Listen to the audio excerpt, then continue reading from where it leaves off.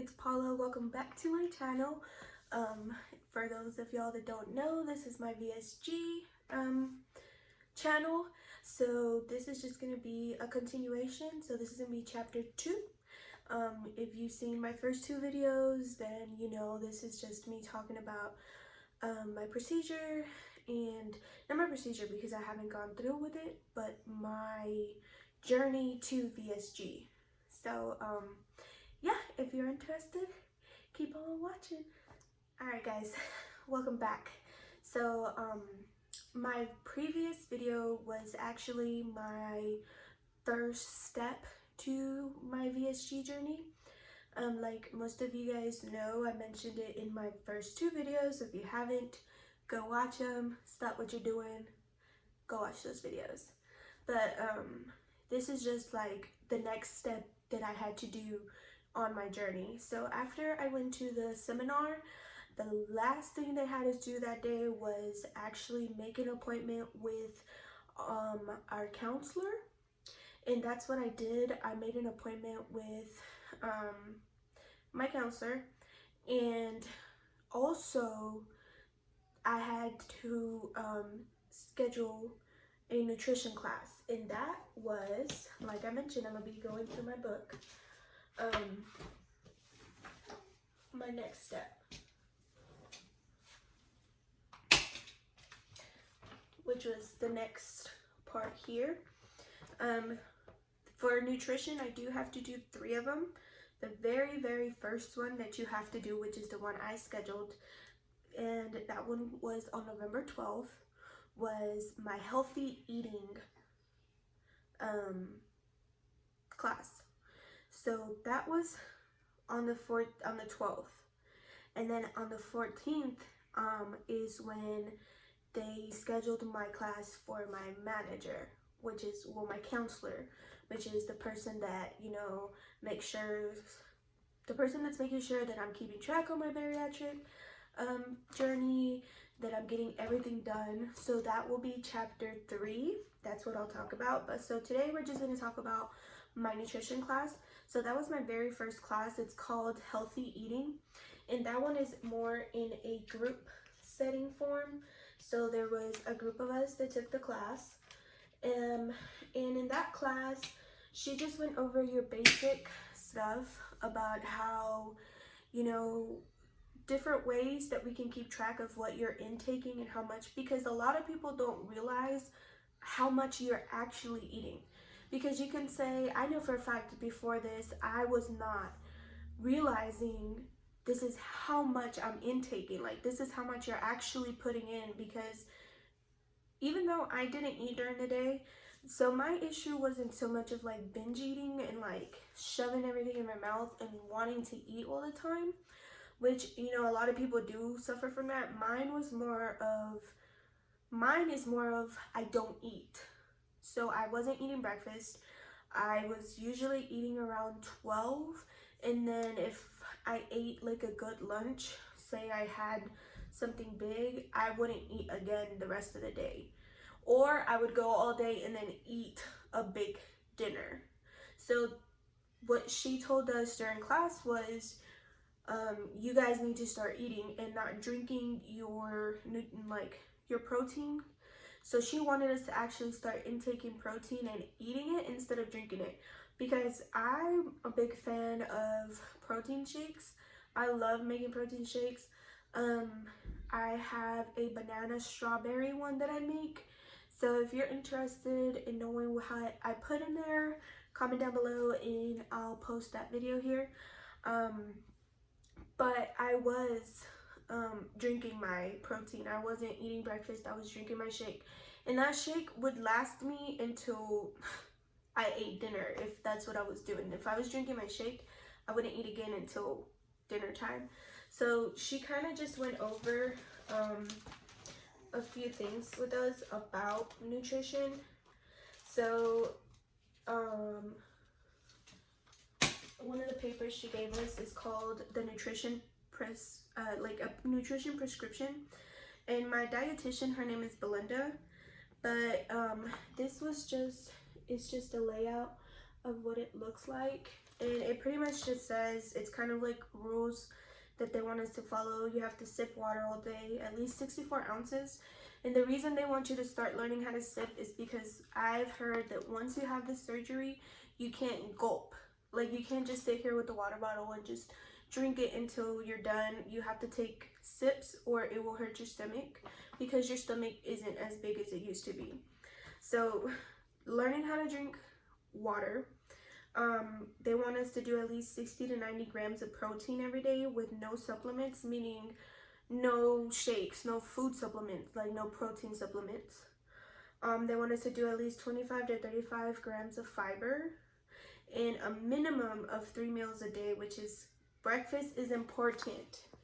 She emphasized breakfast is important on there. So that one was a key component for me. Also, it says keep a food record documenting calories, protein, carbs, fat, and fiber. And then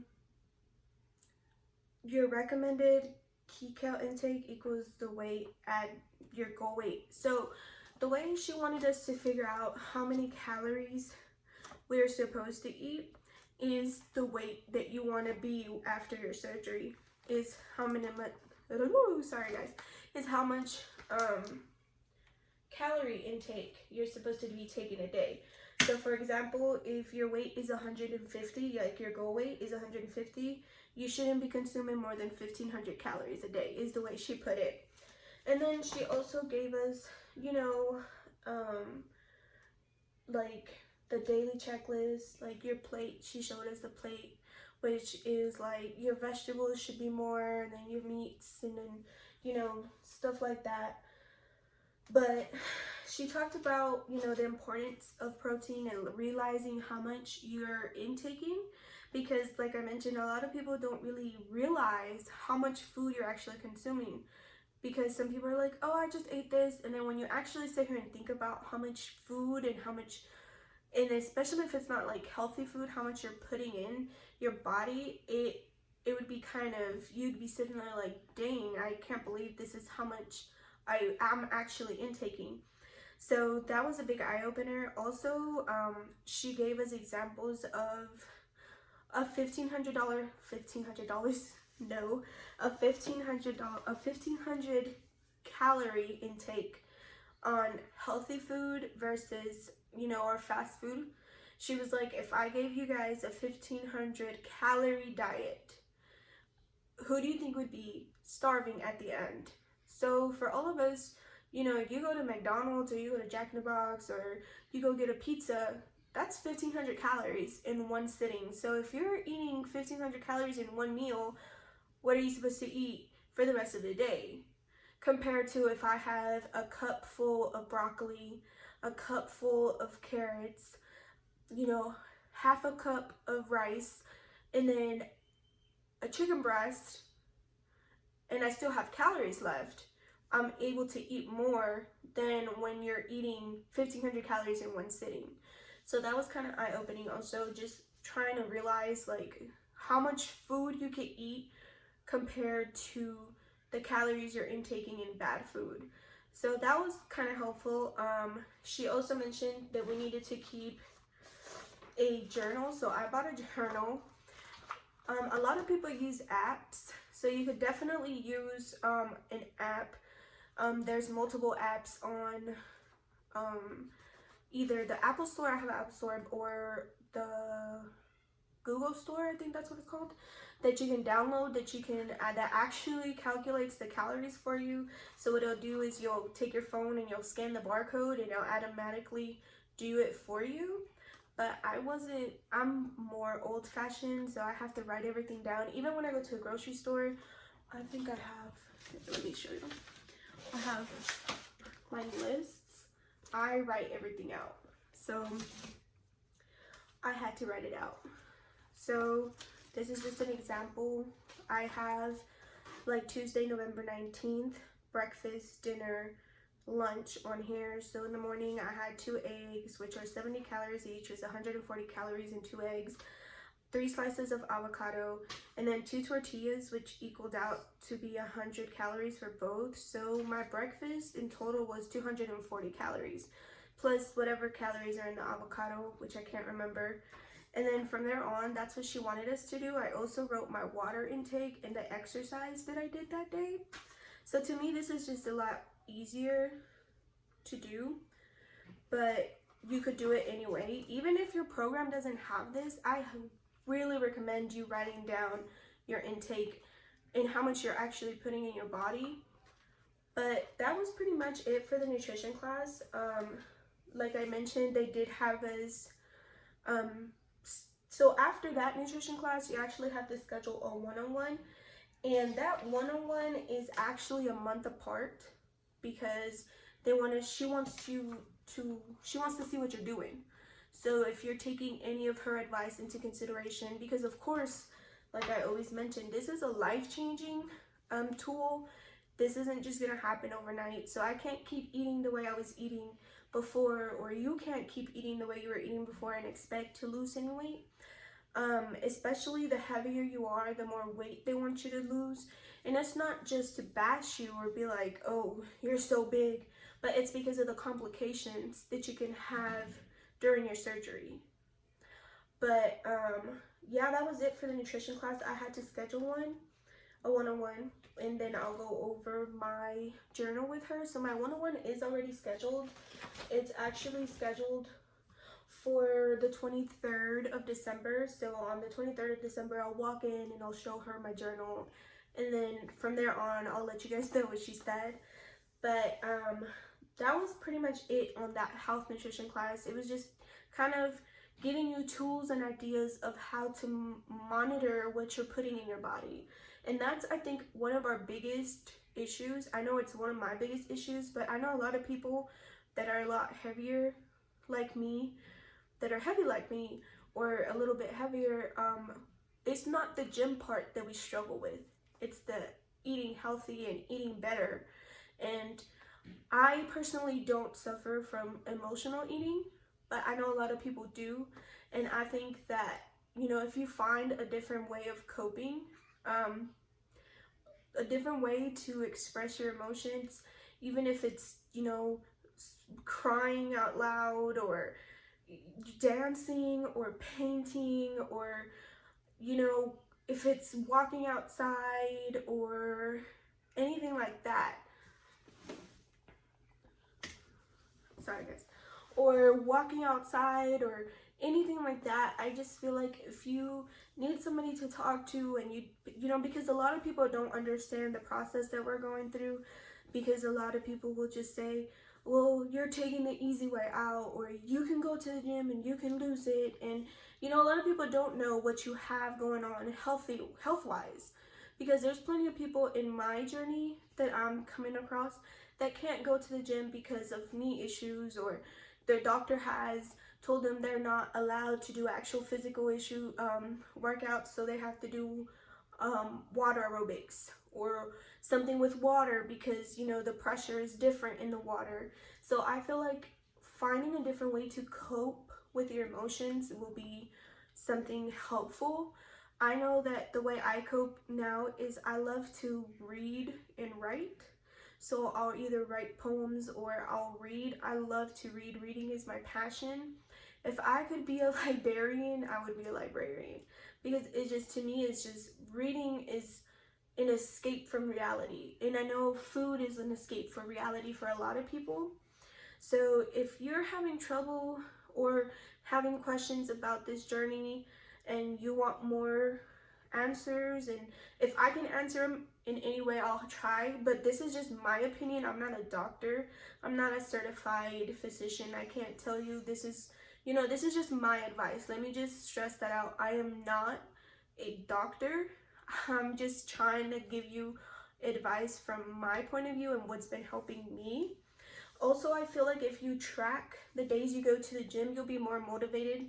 I have an Apple Watch, so my Apple Watch tracks it for me, but I also have a calendar where on my wall that I keep with, you know, it's a regular calendar, it's a dry erase calendar. So every time I go to the gym, I have a different color and I'll circle a date. So if I went to the gym, that date will be circled, And seeing the days I don't go, or if I'm slacking, I'll look at my board and I'm like, I'm not doing as much as I need to. So an inspirational board sometimes helps people. And reward yourself. Obviously, don't reward yourself in the wrong way. Don't binge out on food or say, I've gone 20 days with clean eating, let me go eat horribly on the weekend for one weekend. Even though it's one weekend, it can trigger back what you were doing before and set you back more. Also, if you fail, or if you feel like you failed and you're just like, I ruined it, I messed up my diet, don't stop. Continue going. You had a hiccup. We all have slip-ups. You slipped. What do you do when you slip? You pick yourself up. So pick yourself up and say, dust yourself off and say, I got this. I'm just gonna fix what I did wrong. So when I say reward yourself, go get your nails done. If you're a man, go get a new haircut. Go try on a shirt. See how much you've lost. You know, find ways, good ways to reward yourself that won't ruin your journey, that won't set you back and mentally set you back and say, well, I can't do this because if I ruined it, I can't do it again. Because I've been in that situation where I'm like, well, I messed it up, so now here it is. I'm done. I can't do it. I'm just gonna be like that. And with this, you know, my journey to bypass to get a sleeve, I can't do that. I can't just be like, oh, I give up. I can't do it. Because the whole purpose of this, you know, this journey that I'm doing and these pathway that I have for surgery is to teach me new ways of coping, new ways of eating, new ways to be able to be successful with this tool. Because like I said, it's a tool, and be able to succeed in what I want. You know, obviously if we're going through this surgery is because we want to change our lifestyles. We want to be healthy. We want to be better for either ourselves, for our family. So just don't give up. But that's it for this video, guys. Thanks for watching. I'll see you guys the next Monday. Don't forget to like and subscribe and follow me on Instagram. I'll put it here. But thanks for watching, guys. Bye.